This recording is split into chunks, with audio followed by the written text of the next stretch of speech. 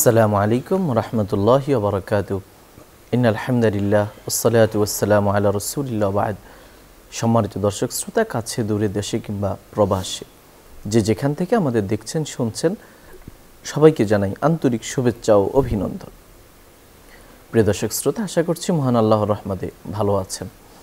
আমরা দোয়া করি রব্বুল আলামিন সবাইকে সুস্থ নিরাপদ নেক হায়াত দান করুন। আপনারা জানেন, এই অনুষ্ঠানে প্রতিদিন কোরআন সুন্নাহর আলোকে আলোকিত জীবন গড়ার নির্দেশনা দেয়া হয়। নির্দেশনা দেন দেশের প্রাজ্ঞ অভিজ্ঞ ইসলামিক স্কলাররা। সেই ধারাবাহিকতায় আজও আমরা আমন্ত্রণ জানিয়েছি দেশের একজন বিশিষ্ট ইসলামী চিন্তাবিদকে। আজ আমাদের সঙ্গে যোগ দিয়েছেন ঢাকা বিশ্ববিদ্যালয়ের উর্দু বিভাগের সহযোগী অধ্যাপক, বিশিষ্ট মুহাদ্দিস, ইসলামিক স্কলার ডক্টর হুসাইনুল বান্না। আসসালামু আলাইকুম রহমতুল্লাহি ওয়া বারাকাতুহু। ওয়ালাইকুম আসসালাম রহমতুল্লাহি ওয়া বারাকাতুহু। মুহতারাম, আপনি কেমন আছেন? জি আলহামদুলিল্লাহ ভালো আছি, আপনি ভালো আছেন? আলহামদুলিল্লাহ। প্রিয় দর্শক শ্রোতা, আজ আমরা যে বিষয়ে কথা বলবো সেটি হলো ইতিহাসে প্রথম ইসলামী রাষ্ট্র। আমরা জানি যে মদিনায় রাসূলুল্লাহ সাল্লাল্লাহু আলাইহি ওয়াসাল্লাম আগমন করার পর সে পুরনো একটি পল্লী যার নাম ছিল ইয়াসরিব, সেটাকে প্রথমে তিনি শহরে রূপান্তর করেন। তার নাম হয়ে যায় মদিনাতুর রাসূল সাল্লাল্লাহু আলাইহি ওয়াসাল্লাম। এই শহরকে তিনি বিভিন্ন কৌশলে পর্যায়ক্রমে ইসলামী রাষ্ট্রে রূপান্তরিত করেন।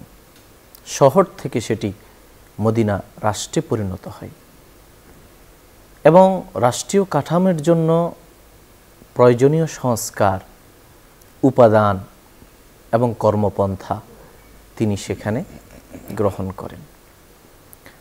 ইসলামের ইতিহাসে তাই প্রথম ইসলামী রাষ্ট্র বলতে নবীজির মদিনা রাষ্ট্রকে বোঝায়। তবে রাসূলুল্লাহ সাল্লাল্লাহু আলাইহি ওয়াসাল্লামের রাষ্ট্রপ্রধান হিসাবে দায়িত্ব পালন এবং তার যে কর্মপন্থা, যদিও সেটি পরবর্তী শাসক খলিফাদের চেয়ে কিছুটা ভিন্ন ছিল, তথাপি এটা বলা যায় যে ইসলামী রাষ্ট্রের মূল কাঠামো এবং সেই কাঠামোর আলোকে রূপরেখা কী হবে, কর্মপন্থা কী হবে, তার ভিত্তি স্থাপিত হয়েছিল মদিনা রাষ্ট্রে, যেটা হয়েছিল রাসূলুল্লাহ সাল্লাল্লাহু আলাইহি ওয়াসাল্লামের নিজ হাতে। আসুন আমরা নবী যুগে মদিনা রাষ্ট্রের কর্মপন্থা কী ছিল, কিভাবে তিনি একটি পল্লীকে শহর থেকে রাষ্ট্রে রূপান্তরিত করেছিলেন, তা আমরা আমাদের সম্মানিত অতিথির কাছ থেকে আমাদের সীমাবদ্ধ সময়ের মধ্যে জানার চেষ্টা করব ইনশাআল্লাহ। জাযাকাল্লাহ। নাহমাদুহু ওয়া নুসাল্লি আলা রাসূলিহিল কারীম, আম্মা বা'দ। আল্লাহ সুবহানাহু ওয়া তাআলার অশেষ মেহেরবানি, আল্লাহ সুবহানাহু ওয়া তাআলার শুকরিয়া এবং প্রশংসা এবং রাসূল পাক সাল্লাল্লাহু আলাইহি ওয়াসাল্লামের উপর দুরূদ শরীফ পাঠ করেই আমাদের আলোচনাকে আমরা শুরু করি। আল্লাহুম্মা সাল্লি আলা সাইয়্যিদিনা মুহাম্মদ। রাসূল পাক সাল্লাল্লাহু আলাইহি ওয়াসাল্লামকে আল্লাহ সুবহানাহু ওয়া তাআলা এই পৃথিবীতে রহমত স্বরূপ পাঠিয়েছেন। কেবল এই পৃথিবীর জন্যই না, আলমের জন্য। আলম মানে হচ্ছে এই পৃথিবীর বাইরে যত গ্রহ নক্ষত্র আছে সব কিছুই আলম বলা হয়। আলম কেন বলা হয়? মা ইউলামু বিহি সানি', যে নিশানগুলি দেখে আমরা আল্লাহ সুবহানাহু ওয়া তাআলার পরিচয় লাভ করতে পারি। তো রাসূল পাক সাল্লাল্লাহু আলাইহি ওয়াসাল্লামকে আল্লাহ সুবহানাহু ওয়া তাআলা বলেছেন, ওমা আরসালনাকা ইল্লা রাহমাতাল লিল আলামিন, আপনাকে শুধু এই পৃথিবীর জন্য না, বরং গোটা বিশ্বজাহানের জন্য, 7 আসমান 7 জমিনের জন্য আল্লাহ সুবহানাহু ওয়া তাআলা রাসূল পাক সাল্লাল্লাহু আলাইহি ওয়াসাল্লামকে রহমত স্বরূপ প্রেরণ করেছেন। দারুল দেওবন্দের প্রতিষ্ঠাতা মাওলানা কাসেম নানতবী রহমতুল্লাহি আলাইহি আবে হায়াত নামক কিতাবের মধ্যে এই রহমতের তর্জমা করেছেন নবুয়ত। সুতরাং উনি বলেছেন যে পৃথিবীর বাইরেও যদি কোথাও মানুষের অস্তিত্ব থাকে বা জিনের অস্তিত্ব থাকে, সেখানেও রাসূল পাক সাল্লাল্লাহু আলাইহি ওয়াসাল্লামের শরীয়ত চলবে, এটি আসলে এর থেকে ঘোষণা। রাসূল পাক সাল্লাল্লাহু আলাইহি ওয়াসাল্লামের শরীয়তটা ছিল একেবারে ব্যক্তি জীবন থেকে শুরু করে পারিবারিক জীবন, সামাজিক জীবন, রাষ্ট্রীয় জীবন, বৈশ্বিক জীবন, সব কিছুতেই রাসূল পাক সাল্লাল্লাহু আলাইহি ওয়াসাল্লামের উসওয়া এবং সুন্নাহ আমরা দেখতে পাই। আল্লাহ সুবহানাহু ওয়া তাআলা সূরাতুল আহজাবেও বলেছেন এই কথা যে লাকাদ কানা লাকুম ফি রাসূলিল্লাহি উসওয়াতুন হাসানা, অর্থাৎ আমি ব্যক্তি হিসাবে যদি আমি চিন্তা করি আমি একজন বাবা হিসাবে আদর্শ কে হবে, তো ফাতেমা রাদিয়াল্লাহু তাআলা আনহার বাবাকে দেখো। যদি বলি আমি স্বামী হিসাবে আদর্শ কী হবে, হযরত খাদিজা আয়েশা রাদিয়াল্লাহু তাআলা আনহার স্বামীকে দেখো। যদি আমি বলি যে শিক্ষক হিসাবে আদর্শ কী হবে, বলে হযরত আনাস রাদিয়াল্লাহু তাআলা আনহু এবং সাহাবায়ে কিরামের শিক্ষককে দেখো। যদি আমি বলি যে একজন তাজির হিসাবে আদর্শ কী হবে, তাহলে রাসূল পাক সাল্লাল্লাহু আলাইহি ওয়াসাল্লাম যে হযরত খাদিজা রাদিয়াল্লাহু তাআলা আনহার সাথে ব্যবসায় যে যুক্ত হয়ে উনি যে তিজারত করেছিলেন সেটি আমার জন্য আদর্শ। এখানে দুটো বিষয় বলার দরকার। সেটি হচ্ছে রাসূল পাক সাল্লাল্লাহু আলাইহি ওয়াসাল্লাম আদর্শ কেবল উনি নবুয়ত পাওয়ার পরে তা না, ওনার পুরা জিন্দেগি হচ্ছে আমার জন্য আদর্শ। এই জন্য আমরা কিন্তু রাসূল পাক সাল্লাল্লাহু আলাইহি ওয়াসাল্লামের জীবন চরিতকে সিরাত বলি। সিরাত মানে হচ্ছে একেবারে মিনাল ভিলাদাতি মানে ইলাল ওয়াফাতি এই পর্যন্ত। তো সুতরাং রাসূল পাক সাল্লাল্লাহু আলাইহি ওয়াসাল্লামকে আগে আমার চিন্তা হবে। রাসূল পাক সাল্লাল্লাহু আলাইহি ওয়াসাল্লাম যে নবুয়ত প্রাপ্ত হয়েছেন, মক্কার মুশরিকরা চতুর্দিকে, রাসূল পাক সাল্লাল্লাহু আলাইহি ওয়াসাল্লাম সহ সমস্ত নবীদের মিশন ছিল কিন্তু আইয়ুহান নাস কুলু লা ইলাহা ইল্লাল্লাহ তুফলিহুন, যে মানুষ তোমরা লা ইলাহা ইল্লাল্লাহ বলো তাহলে তোমরা সফল কাম হবে। একেবারে যত অসংখ্য নবী আমরা হয়তো বলি 1,24,000 বা 2,24,000, কিন্তু এটা কোরআন হাদিস এইভাবে নির্ধারিত নেই বিধায় আমরা অসংখ্য বলি। তাহলে দেখা যাচ্ছে যে মূল মিশন ছিল রাসূলের শিরিকের বিরুদ্ধে কথা বলার। তো এই হিসাবে হেরা গুহায় যখন আয়াত নাজিল হলো, কোরআনের সর্বপ্রথম আয়াত নাজিল হওয়ার দরকার ছিল যে কুল হুয়াল্লাহু আহাদ, হে নবী আপনি বলে দিন যে আল্লাহ এক।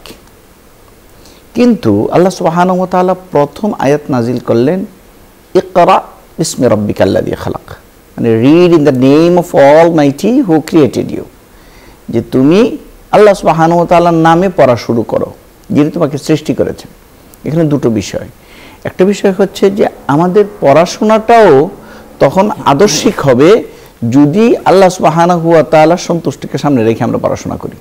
আর দ্বিতীয় বিষয়টা হচ্ছে the more you read the more you learn, যতই তুমি পড়বে ততই তুমি বিশ্ব সম্পর্কে জানবে, মানুষ সম্পর্কে জানবে, তোমার মেধা, তোমার মানসিকতা, তোমার সুকোমল বৃত্তিগুলির বিকাশ ঘটবে হচ্ছে আসলে পড়াশোনার মাধ্যমে।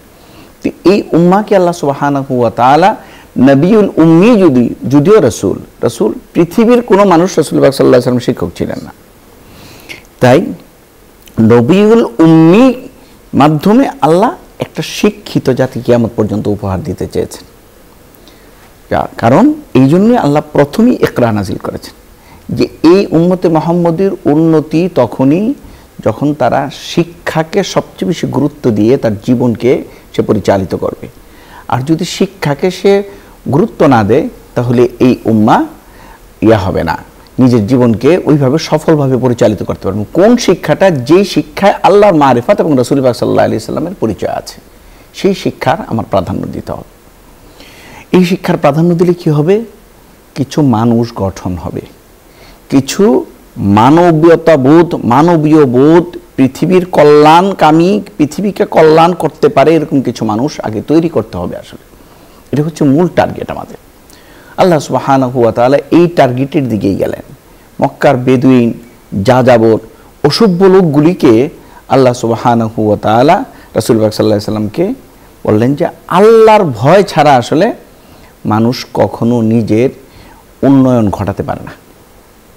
কারণ আমি 100টা আইন করলাম, যদি আল্লাহর ভয় না থাকে তাহলে মানুষ 101টা আপনার সুতা তৈরি করবে ওই আইনটাকে পাশ কাটায় যাওয়ার জন্য।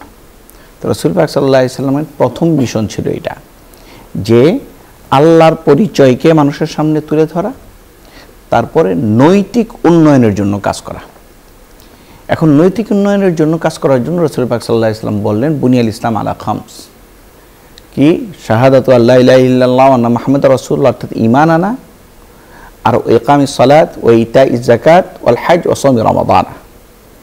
এই 5টা হচ্ছে মানুষের নৈতিক উন্নয়নের মৌলিক বিষয়, যেটাকে আমরা ইমাদুদ্দিন বা আমরা বলি ইসলামের বুনিয়াদ হচ্ছে এই 5 পিলারের উপর। এই বিষয়গুলোর চর্চা যখন ইসলামী এবং রাসূল পাক সাল্লাল্লাহু আলাইহি ওয়াসাল্লামের জীবন আদর্শকে সামনে রেখে হবে, তখন নতিজা এবং ফলাফল হচ্ছে এইটা যে আল্লাহ সুবহানাহু ওয়া তাআলা একটা রাষ্ট্র আমাদেরকে দান করবেন। কিন্তু এটার অর্থ এটা না যে ইসলামী রাষ্ট্র যদি কেউ কায়েম না করেন তিনি ব্যর্থ হবেন।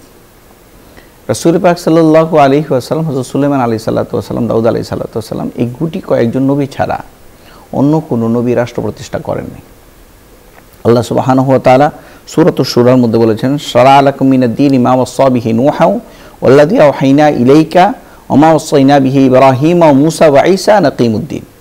যে তোমার জন্য আমি শরীয়ত হিসাবে নির্ধারণ করলাম ওই বস্তুই যা আমি নূহ আলাইহিস সালাতু ওয়াসাল্লামের কাছে প্রেরণ করেছি এবং ইব্রাহিমের কাছে, মূসার কাছে, ঈসার কাছে প্রেরণ করেছি।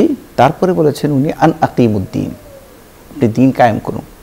তো ইকামতে দ্বীনের অর্থ হচ্ছে এটা যে সমাজের মধ্যে নৈতিকভাবে মানুষগুলো যাতে ইসলামের মৌলিক বিষয়গুলো আদায় করে এরকম অধিকাংশ মানুষ তৈরি হয়ে যায়, এটার ব্যাপারে মেহনত করা। কারণ হযরত নূহ আলাইহিস সালাতু ওয়াসাল্লাম, হযরত ইব্রাহিম আলাইহিস সালাতু ওয়াসাল্লাম, হযরত মূসা, ঈসা কেউ কিন্তু রাষ্ট্র প্রতিষ্ঠা করেন নাই।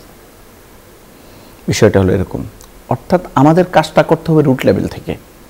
রুট লেভেল থেকে সমাজের অধিকাংশ মানুষ যদি ভালো হয়ে যায় তাহলেই অধিকাংশ মানুষের মধ্যে একজন ভালো মানুষ নেতা হবে এবং তার মাধ্যমেই একটা সুষ্ঠু সুন্দর একটা ইসলামী রাষ্ট্র মানুষের মাধ্যমে নাগরিকদের স্বতঃস্ফূর্ততায় গঠন হবে।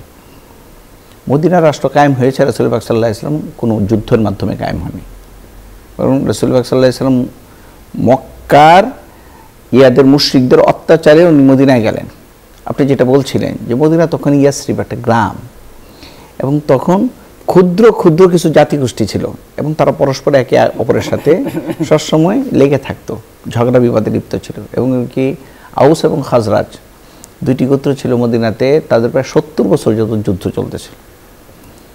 তো রাসূল পাক সাল্লাল্লাহু আলাইহি ওয়াসাল্লাম মদিনাতে যখন গেলেন, প্রথম যে রাসূল, আপনি একটা কথা মানে শুরুতে বলেছেন যে কৌশল, মানে উদউ ইলা সাবিলি রাব্বিকা বিল হিকমাতি ওয়াল মাওয়াইজাতিল হাসানাতি, আল্লাহর পথে তো ডাকতে হবে কৌশলকে সামনে রেখে এবং হিতকামনাকে সামনে রেখে। যে আমার কথা আজকে শুনে নাই, সে হয়তো 10 বছর পরে শুনবে, এই জন্য তার সাথে আমার আদাওয়াতি বা শত্রুতা পোষণ করা ঠিক না। আবার আমরা সূরাতুন নূরে দেখি, ওয়াদাল্লাহুল্লাযীনা আমানু ওয়া আমিলুস সালিহাতি লা ইস্তাখলিফান্নাহুম ফিল আরদি কামা ইস্তাখলাফাল্লাযীনা মিন ক্বাবলিহিম। বলছেন ওয়াদা করেছেন আল্লাহ, যারা ঈমান আনবে এবং সৎ কাজ করবে, অনেস্ট থাকবে, তাদেরকে আল্লাহ সুবহানাহু ওয়া তাআলা এই পৃথিবীতে রাষ্ট্রের মালিক বানাবেন যেরকম পূর্ববর্তীদেরকে বানিয়েছেন। ওয়ালা ইউমাক্কিনান্না লাহুম দীনাহুমুল্লাযী ইরতাদা লাহুম ওয়ালা ইউবাদদিলান্নাহুম মিন বাদি খাউফিহিম আমনা। আল্লাহ সুবহানাহু ওয়া তাআলা বলেন যে তাদের ধর্মকে তাদের জন্য এরকম করবেন যেটাতে তারা সন্তুষ্ট থাকবে, তাদের মধ্যে স্যাটিসফ্যাকশন থাকবে। আর তাদের ভয়গুলিকে আল্লাহ সুবহানাহু ওয়া তাআলা আল্লাহর মসজিদে, আল্লাহর ইয়াতে পরিণত করবেন, সন্তুষ্টিতে পরিণত করবেন।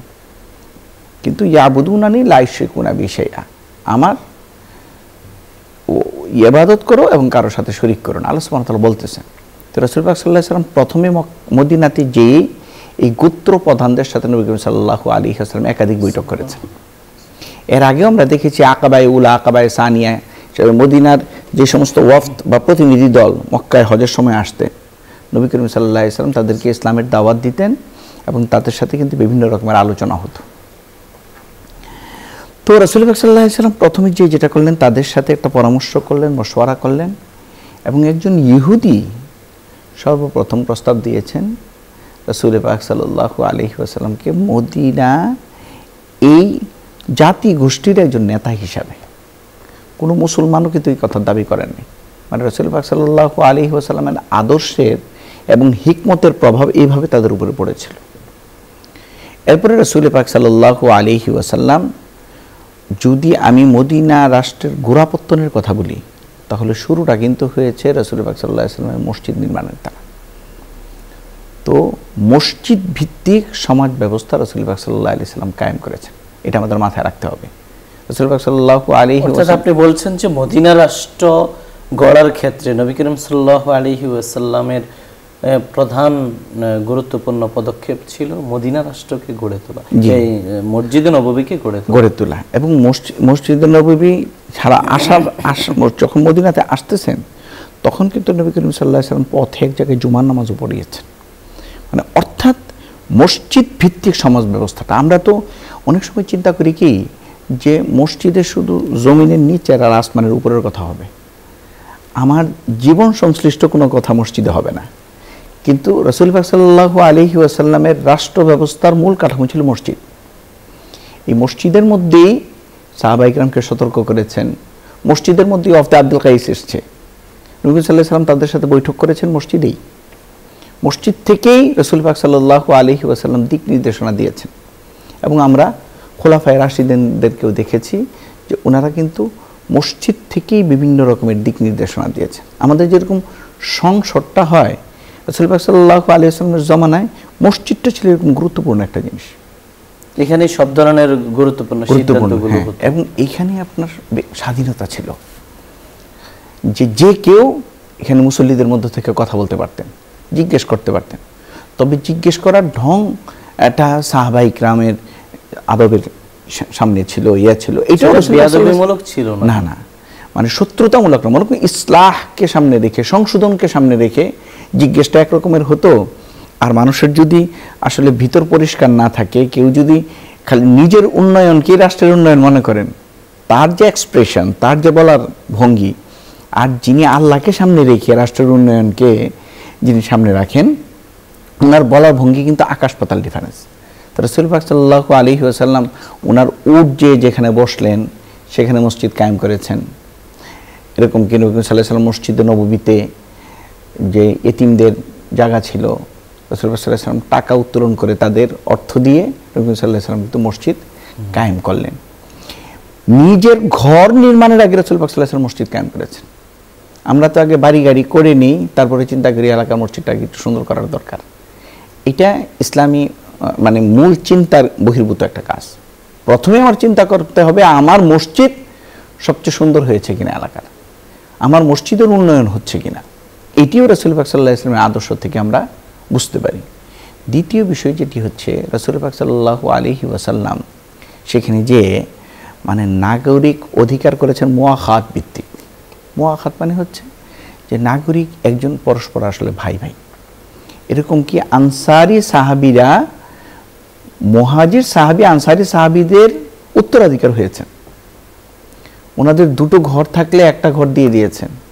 অর্থাৎ ভ্রাতৃত্বপূর্ণ সমাজ ব্যবস্থা এবং নাগরিক ব্যবস্থা রাসূল পাক সাল্লাল্লাহু আলাইহি ওয়াসাল্লাম এখানে কায়েম করতে চেষ্টা করেছেন।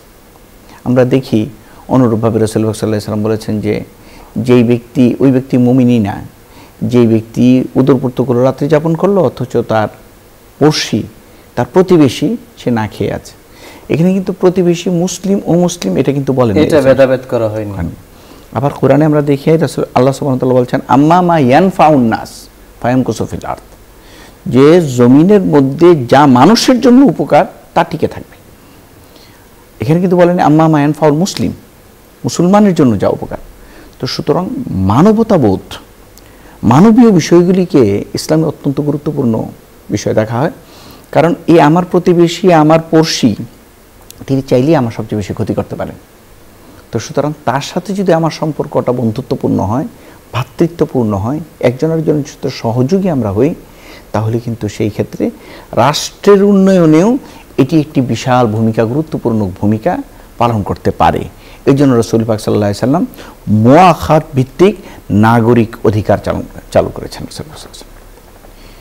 তৃতীয় নম্বরে যে কাজটি রাসূল পাক সাল্লাল্লাহু আলাইহি ওয়াসাল্লাম বলেছেন সেটা হচ্ছে মানে চার্টার অফ মদিনা বা মদিনা সনদ হিসাবে আমরা যেটা জানি, রাষ্ট্র পরিচালনার জন্য রাসূল পাক সাল্লাল্লাহু আলাইহি ওয়াসাল্লাম কিছু নীতিমালা তৈরি করেছেন।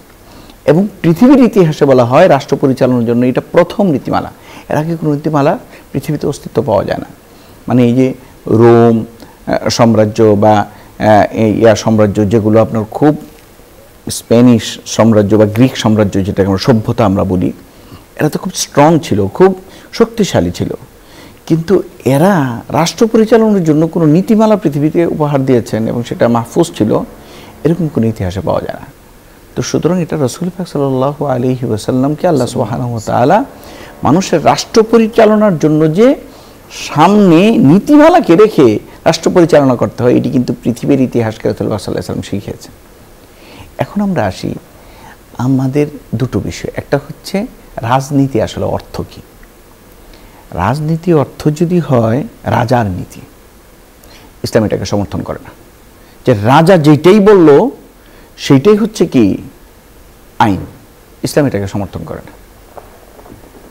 রাজনীতি মানে যদি হয় রাজনৈতিক যারা রাজনীতি যারা করে তাদের নীতি, এটাকেও ইসলাম সমর্থন করে না। রাজনীতি মানে হচ্ছে আল্লাহ সন্তুষ্টিকে সামনে রেখে রাষ্ট্র পরিচালনার নীতি, এটাকে ইসলাম সমর্থন করে।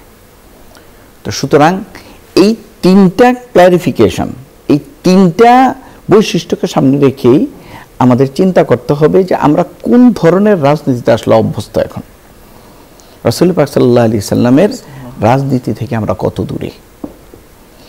এরপরে রাসূল পাক সাল্লাল্লাহু আলাইহি ওয়াসাল্লাম এবং ইসলামের মিশনও এটা যে জুলুমকে রাষ্ট্র থেকে নির্মূল করা এবং বৈশ্বিকভাবে জুলুমকে নির্মূল করা।